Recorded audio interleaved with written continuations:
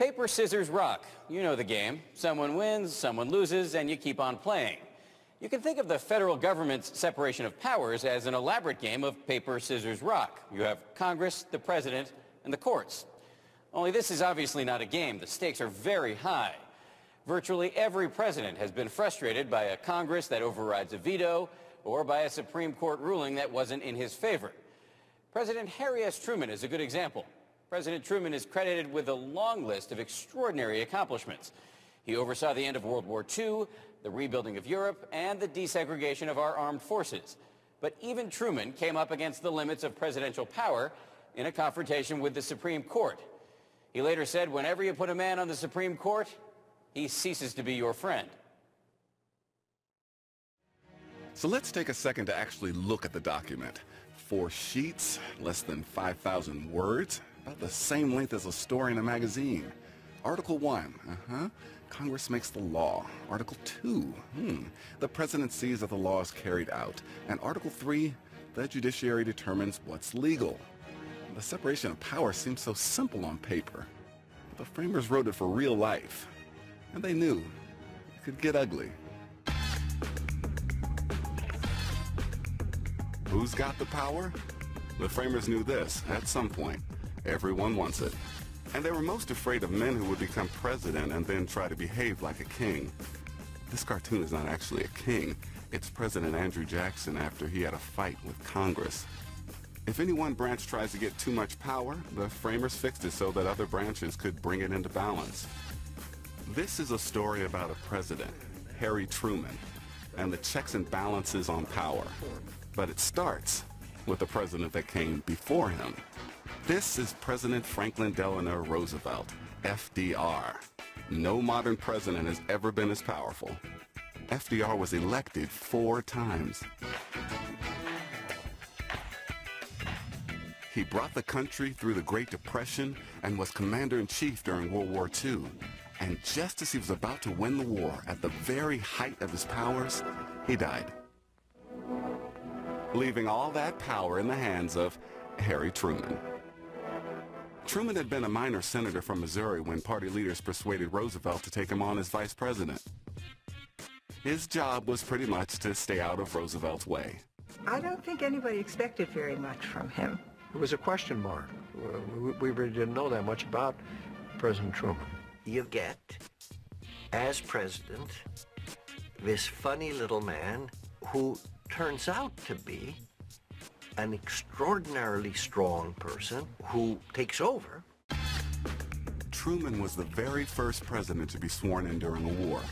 Vice President Harry S. Truman takes the oath of office as president. He was actually sworn in at 7:09 p.m. Eastern War Time. That's what they called it. He really does come to the presidency at the perhaps the height of its powers. And he knew it. But he wasn't afraid of the responsibility that comes with power. He put a sign on his desk that read, "The buck stops here." He would call the shots. Truman oversaw the German surrender to end the fighting in Europe. Then, for better or worse, he made a decision that only a president could make. President Truman dropped the atomic bomb on Japan. Only 4 months in office, and President Truman had put an end to World War II. He was as powerful as any president could be. Certainly in wartime, the president's powers expand. I think both the Supreme Court and ordinary Americans would say that, yes, the president will give him a greater leeway in a time of war because things need to get done. But when the war is over, a peacetime president has to keep fighting if he wants to hold on to some of that power. And his first big fight was with Congress. Washington is under a virtual state of siege during the closing hours of the Taft-Hartley labor bill fight. In 1947, over President Truman's strong objections, Congress passed the Taft-Hartley law as a way to resolve labor disputes. Truman called it a slave labor bill because it restricted a union's right to strike. Labor will never become reconciled to this law. It also put some restrictions on the president. Even though Congress had considered giving him the power to seize an industry in an emergency, it decided not to give the president that power. Truman vetoed the bill, but Congress sensed that Truman was no Roosevelt, so it fought back and made Taft-Hartley law without him. It let Hartley gloat, just a little bit. We in the Congress are sent here to do the greatest good for the greatest number, and that is what we have done in the enactment of the Taft-Hartley bill. And Congress kept chipping away at Truman's power. When Korea erupted into war with the help of the communist Chinese, Truman committed American troops. It was back to war for Truman, back to being a wartime president, except for one thing.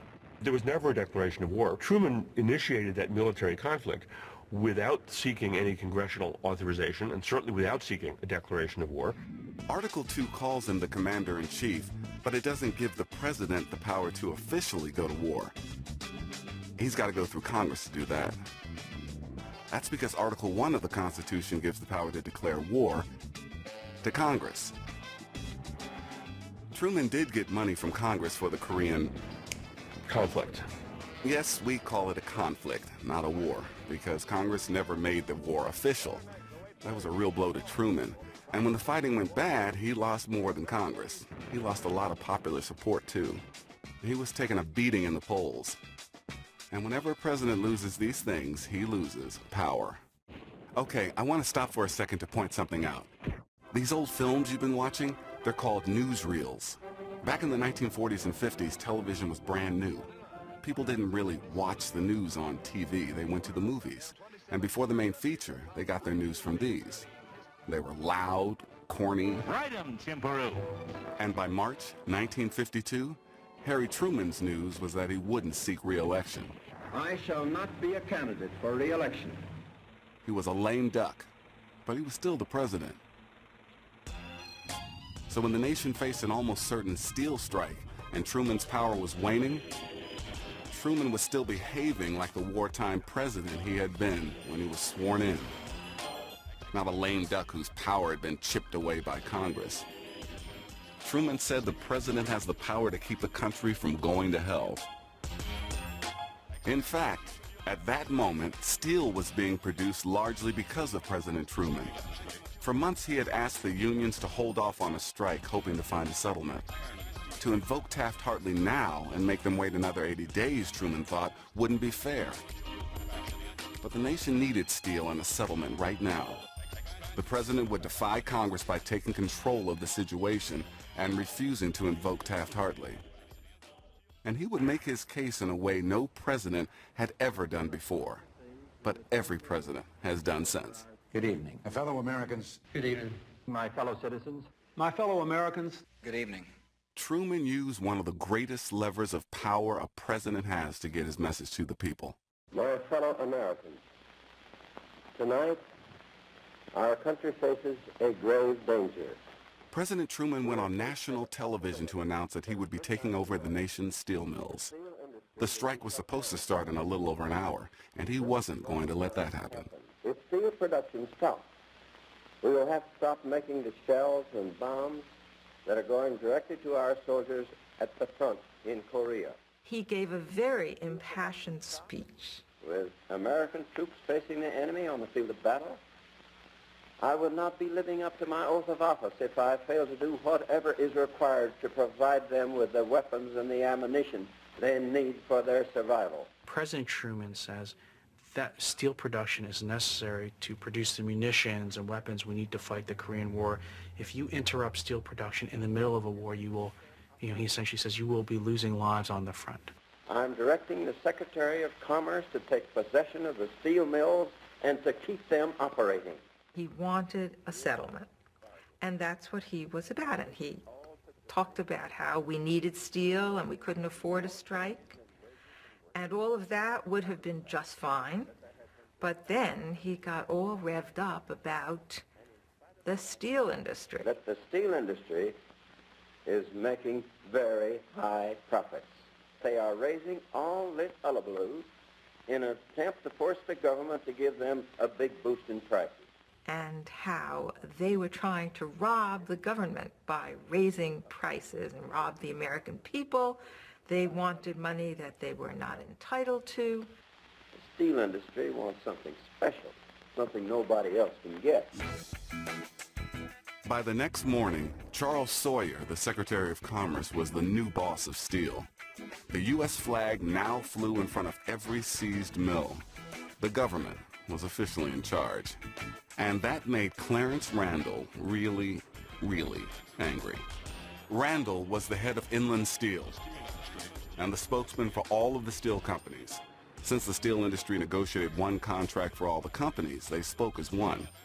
And Randall, a World War I vet and a graduate of Harvard Law School, was particularly steamed about Truman's speech from the night before. It is not the President of the United States to whom I make answer. It is Harry S. Truman, the man who last night so far transgressed his oath of office, so far abused the power which is temporarily his, that he must now stand and take it. Now you're talking about over 600,000 jobs at stake, plus national security. This was a big, big deal. And Randall and the steel companies were powerful enough to get equal TV time with the president. He didn't waste it. I shall not let my deep respect for the office which he holds stop me from denouncing his shocking distortions of fact. Nor shall I permit the honor of his title to blind the American people from the enormity of what he has done. He has seized the steel plants of the nation. But Randall was quick to make it clear that this was not going to be a fight over personal issues. This was a fight about the Constitution. This he has done without the slightest shadow of legal right. No law passed by the Congress gave him this power. He knows this and speaks of general authority conferred upon him by the Constitution. But I say, my friends, that the Constitution was adopted by our forefathers to prevent tyranny, not to create it. When the U.S. president seizes private industry and industry talks back, that's kind of the quintessential constitutional question. What can the president do and what can he or she not do? But before a higher court could decide the big constitutional issues, Steele went to a lower court just to stop Secretary Sawyer from taking over the mills. They wanted a preliminary injunction. Preliminary injunction is essentially saying, keep things as they are for the time being until we can figure out what the law actually requires. In Washington, steel company attorneys promptly seek an injunction in federal district court to prevent the executive order from being carried out. But there in the lower court, the president ran into Judge David Pine, who was not going to give the president a pass just because he was the president. Pine was born and raised in Washington, had clerked for 2 attorneys general, served in World War I, and had been the district attorney for Washington, D.C. He was no lightweight. He knew a thing or two about the separation of powers. And at the hearing, he was going to make sure the president's lawyer, Holmes Baldridge, was clear that there were some limits to presidential power.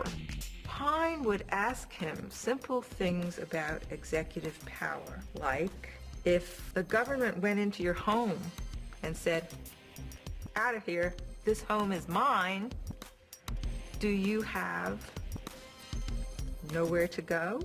You have no rights? And he said, right, if the president does this, the president has the power to do this if he needs it, which was not the answer that the judge was looking for. It was very simple-minded, and basically in a whole series of exchanges, Holmes Baldridge made the unfortunate statement that executive power was unlimited. President Truman had lost his fights with Congress. He had lost popular support, and now of all things, he had lost to a lower court judge. Pine's decision that the president couldn't seize the mills was a colossal defeat. Truman had one more chance, the Supreme Court. But it was a good chance for Truman. He had appointed a number of the justices himself, including his former Attorney General, Tom Clark, and his good friend and poker pal, the Chief Justice, Fred Vinson. The case was called Youngstown Steel versus Sawyer, because Youngstown was the first of 7 companies suing the government. And technically, remember, Commerce Secretary Sawyer, not Truman, was in charge of the mills now. Youngstown was a special case, so the Supreme Court would hear it and decide it quickly. Both sides based their arguments on their read of the Constitution. Steele continued to argue that if neither the Constitution nor Congress gave the president the power to seize the mills, then the president simply didn't have that power. The administration argued that seizing the mills was an emergency use of presidential power, that the commander-in-chief could take to avoid a national catastrophe. And when this court full of Roosevelt and Truman appointees handed down its decision less than 2 months after the president had seized the mills, President Truman had lost. The decision was a devastating blow to Truman. The court ruled 6-3 that the president did not have the authority to seize the mills. Even Justice Clark, Truman's former attorney general, came down on the other side. Justice Hugo Black wrote the majority opinion, which says that because the Constitution does not give the president power to seize the mills, and because Congress didn't give him that power either, the seizure was illegal. Hugo Black, the fundamentalist, simply said, there is no power, the president can't do it, end of the story. The president can't legislate. That's not right. The Constitution doesn't allow it. The president has certain powers. Congress has certain powers. It's quite a sweeping decision. 5 justices wrote concurring opinions agreeing with Black's conclusion, but taking slightly different paths to get there. We look back now at Justice Jackson's opinion as the most important one. He's essentially saying that there are 3 categories or 3 ways of considering presidential action. And it goes like this. First, if the president's actions are backed by law or the implied authorization of Congress, the president is at the height of his powers. He's pretty much in the clear to act. Second, if the president acts but there is no law, or Congress, as they say, is silent, not with him or against him, then the president is in what Jackson called a zone of twilight, where he and Congress have found some middle ground. It's not ideal, more like a definite maybe as to whether the president can act. Third, if he acts against the will of Congress, that is, Congress has either expressly written a law saying he can't do something, or implied he can't, as in the case of Taft-Hartley, where Congress chose not to give him the power to act, then presidential power is at its weakest. And if they have to, the courts can step in to stop him. Jackson applied that measure to Steele's seizure.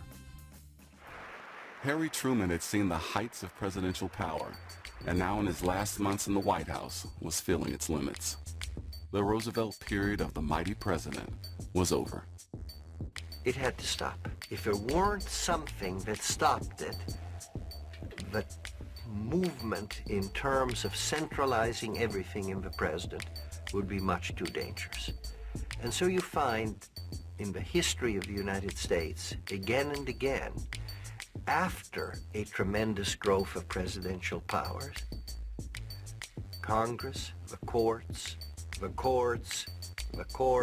Congress, doing things to say enough already. Youngstown made clear that the President of the United States does not have the authority of a king, even when the President's powers are at their height. The President is limited by the guarantees of the Constitution. In some ways, the Youngstown case is remarkable that it's even a case. You can think of very few countries around the world, especially at that time, where you would have a case about whether the president of the country could seize a private industry at a time of conflict. The mere fact that this is a case that could go through the court system, that a district court judge could halt the actions of a U.S. president, and that there was no question that the president would respect the decision of the U.S. Supreme Court when it came, is really a remarkable thing, and it speaks to the power of the Constitution and the separation of powers. That was just one case, but the battles caused by the separation of powers have continued to this day.